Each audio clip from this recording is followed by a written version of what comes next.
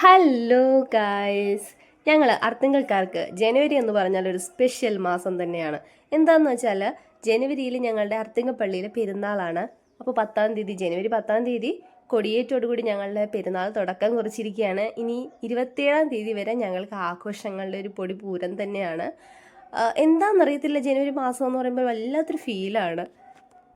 Cent സെബസ്റ്റ്യാനോസിൻ്റെ 379ാമത് തിരുനാളാണ് Arthunkal ഇപ്പം നമ്മൾ ആഘോഷിക്കാൻ പോകുന്നത്.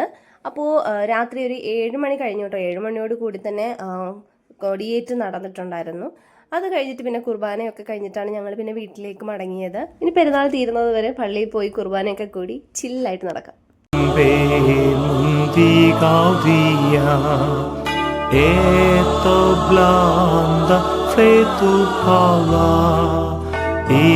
Imbuttavelle